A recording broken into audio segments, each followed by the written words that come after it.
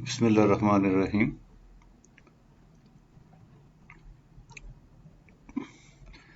Today, our topic of discussion is the beginning of another important system, which we called as master homeostasis, that is related to kidney. And in the kidney, today we are going to touch upon a problem of acute renal failure. The good name for this disease now is acute kidney injury. The burden of disease, you can appreciate that in general, some 2 to 3% of admission in any pediatric emergency is related to acute renal failure or acute kidney injury. But the real burden of the disease of this problem is whenever you go to pediatric ICU, almost more than 25%, 1/4 of the patient, they have one way or the other manifestations of acute renal failure or acute kidney injury. In next some 25-30 minutes, the objective of my presentation with students of final year MBBS is to share the knowledge that how one should clinically approach to a patient who present with manifestations of acute renal failure. And above all, what should be the management strategy in general and for specific type of acute kidney injury. But for first couple of minutes, I will share with you to define that what is really we mean by acute renal failure and what are the common underlying causes, underlying problems, medical conditions in children which ultimately leads to acute kidney injury or acute renal failure. By definition, one can say that acute renal failure means sudden reduction in the loss of renal functions. But practically, this terminology is easy to understand if we go into the detail of acute renal failure related to definition is that we can define renal failure as that it's defined as an abrupt loss of kidney function leading to rapid decline in glomerular filtration, which leads to accumulation of nitrogen-based products, especially urea and creatinine, as well as there is problem with the dysregulation of extracellular fluid and electrolytes.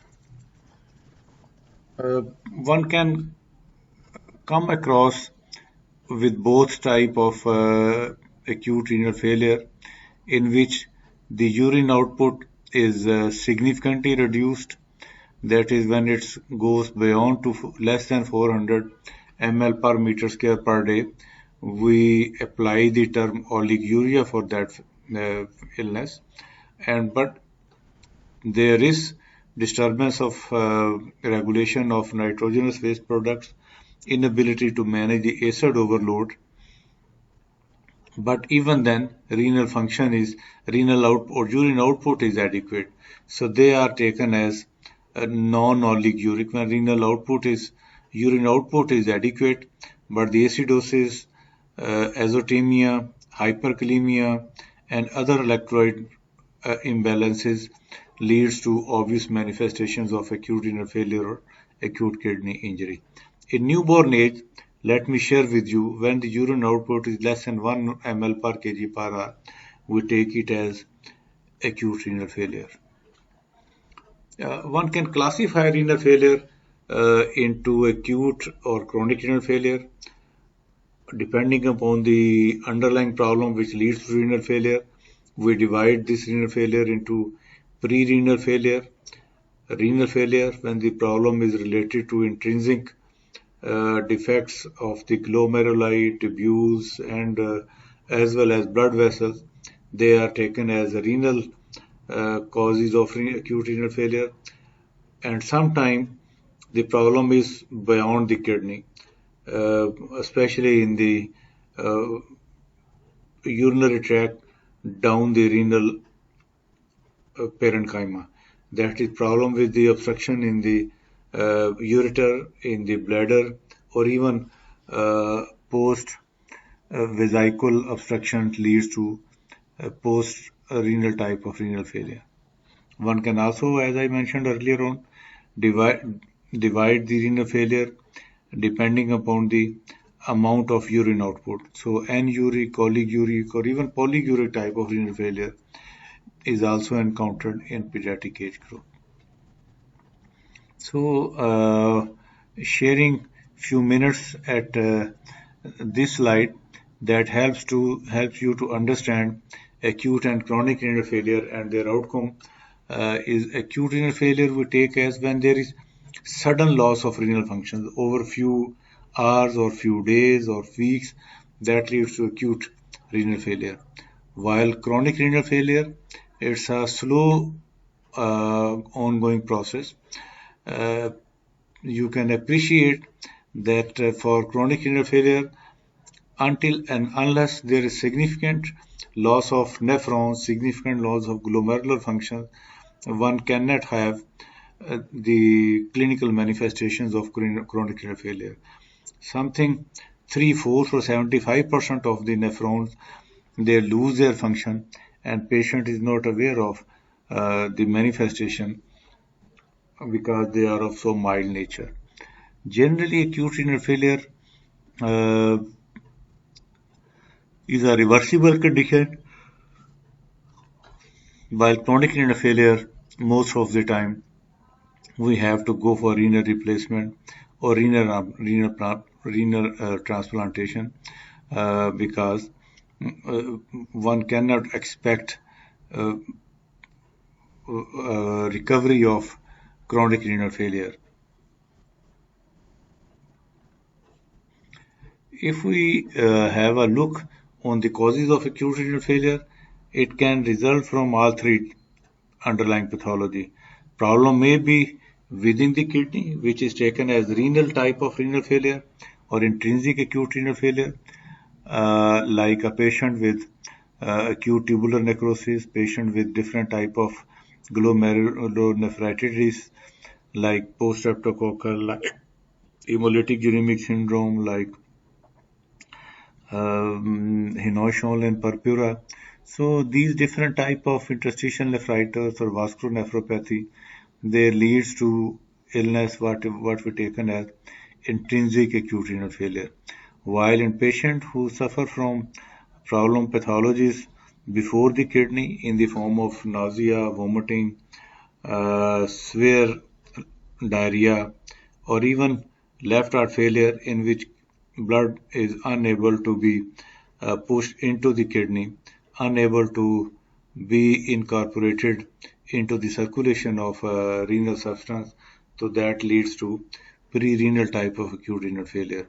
While in post-renal renal failure, the problem is most of the time problem with the obstruction or urine output in patient with renal failure. Clinical manifestations of renal failure, they are very variable. One can have decreased urine output or even absolute uh, urine output is not there, which is taken as anuria. Uh, and clinical manifestations result from acidosis, from impacts of uremia in the form of vomiting, in the form of nausea, ultimately leading to significant dehydration. Because of decreased appetite, vomiting, water loss, one can has weight loss, and if there is significant oliguria or anuria, one can has generalized edema as well. Hypertension is also an important hallmark or clinical manifestation of acute renal failure. On examination in a child with acute renal failure, most of the manifestations, they are related to underlying pathology which leads to ARF, like skin rash of lupus, like vascular rash of Ehlers-Danlos purpura, or if there is obstructive uropathy, one can have palpable kidney in the form of hydronephrosis. Similarly, in oliguria or anuria, one can have significant pulmonary edema manifested as tachypnea, dyspnea, and bilateral crepitation. And some of the patients, they also have ascites and pleural effusion. Uremic encephalopathy manifests as tremors of the hand, what was called astraxis. To start with, workup or investigation in patients with acute renal failure, one can determine low hemoglobin and total differential leukocyte count. Electrolytes is the most important investigation which has to be undertaken in patients with acute kidney injury. And of the kidney, out of the electrolytes, potassium and phosphorus are the most important electrolytes which needs to be critically analyzed. So hyperkalemia, hyperphosphatemia, hyponatremia, uh, then uremia and high creatinine, they are the real electrolyte disturbances which put a challenge to the caring pediatrician. In the urine examination, one can have change in the specific gravity of the urine, but degree of proteinuria, hematuria, as well as glucosuria, they are findings of in the urine in patient with acute kidney injury. Urinary sodium level is very important investigation because it helps to determine the underlying cause as well. If the urinary sodium is more than 20 milliequivalent per liter, it depicts that problem is within the substance of kidney in the form of glomerulonephritis or in the form of a different type of vasculopathy. But if serum sodium is less than 10 milliequivalent per liter, it indicates there is a problem with the perfusion of the kidney, secondary to severe diarrhea, secondary to profuse vomiting that leads to a pre-renal type of renal failure. Low serum 3 level or complement 3 level is indicative of some autoimmune process in which C3 has been consumed, especially into the glomeruli like post-ectoglomerular nephritis or like lupus nephritis. As I mentioned earlier on, that metabolic acidosis is the most important challenge which is found in almost every patient with acute renal failure. Then, to determine the underlying cause, one has to determine investigation, one has to open investigation in the form of X-ray abdomen for kidney size or renal lithiasis, intravenous pyelogram to determine the status of the kidney, its corticomedullary clearance, as well as the status of different pelvis and ureter in patient with acute renal failure. Micturating cystourethropy help to define the obstructive type of uropathy, the level of obstruction, as well as the severity of obstruction can be depicted by MCUG. X-ray chest indicated of heart size, but as well as pulmonary edema in patient with acute kidney injury. DTPA or DMS scan determine the functional status of the kidney, the scarring of the kidney before the development of acute renal failure. And renal biopsy is the investigation of choice to find out the underlying intrinsic type of renal problem like different type of glomerulonephritis or vasculopathies. Management of patient with acute renal failure is we have to start the management of the underlying disease as well as the consequences of renal failure. So if there is dehydration, one give a push of IV fluids by taking IV line. we have to send the investigation like urine examination, like electrolytes, like different urea, creatinine, pH of the blood. We regularly record the blood pressure of the patients.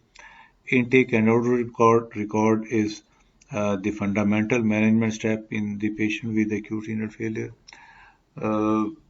And provision of fluid and calories also the important steps which have to be taken on emergency basis in patient with acute kidney injury.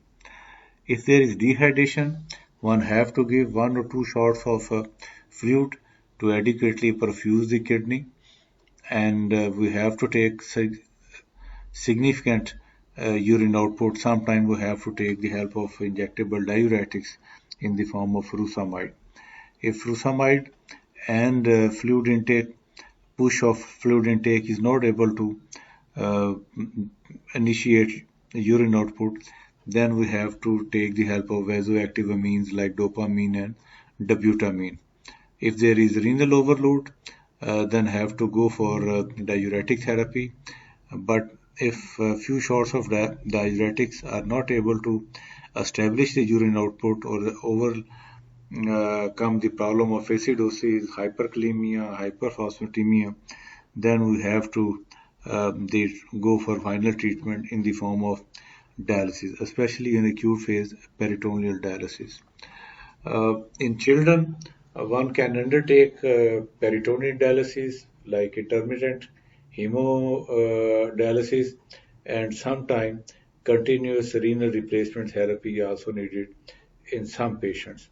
There are a number of indications for uh, dialysis in pediatric age group, but uncontrolled acidosis, if medical management is failed to overcome the problem of hyperkalemia, hyperphosphatemia, and even urine output is not being established by medical management, then we, on urgent basis, we plan to initiate any type of dialysis.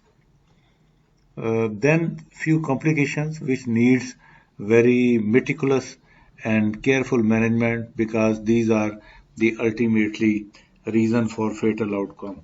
First and foremost complication is hyperkalemia, which manifests as tall T waves or even sometimes cardiac arrhythmias that demands that urgently we should infuse IV calcium gluconate uh, along with soda bicarb. If they are not able to appropriately manage this problem of hyperkalemia, then use of glucose and insulin or as an infusion is also important step, very effective step for the management of hyperkalemia. And to get rid of extra potassium, sometimes we have to go for chelation of potassium with the help of K-oxalate.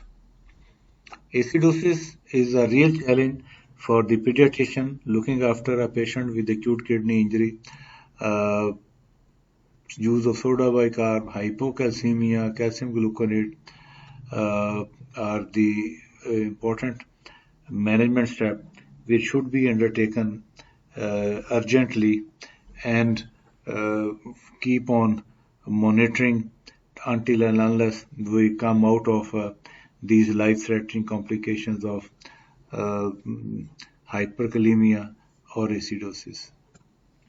Hypertension needs to be addressed on urgent basis because if we are not able to control the hypertension, that will have impact on the cardiac function as well as sometimes that may lead to hypertensive encephalopathy. So IV nitroprusside or nifedipine are effective medicine which has to be undertaken on an emergency basis. Seizures, if do occur, that should be controlled by IV phenobarbital or IV phenytoin. Similarly, by appropriate use of dialysis, one can get rid of hyponatremia, hypocalcemia, and if medical management is not able to control the seizures by this simple maneuver, sometimes we have to go for IV diazepam. There are a lot of catheter and samplings are going on in acute kidney injury. So use of in time use of good antibiotics is also an appropriate management step. Anemia because of problem with erythropoietin, because of loss of appetite, and significant amount of uremic substances in the circulation, ultimately leading to anemia. Although the use of erythropoietin may be helpful, but on emergency basis, one has to take uh, measures like packed cell transfusion to overcome the problem of low hemoglobin. Even dialysis is also another indication to get rid of low hemoglobin in patients with acute renal failure. Outcome of acute renal failure is very variable. Generally, pre-renal type of acute renal failure or hemolytic uremic syndrome, acute necrosis, they have relatively good prognosis. While problem in which significant nephron loss has occurred that lead to bilateral cortical necrosis or renal vein thrombosis and different type of glomerulonephritis, which are rapidly progressive, they have uh, a relatively poor outcome. Most of these patients they die of their problems as well as the complications of underlying renal disease. So thank you very much for patient listening. I hope uh, you will uh, enjoy this session and maybe we are able to discuss some of the MCQs to review your knowledge.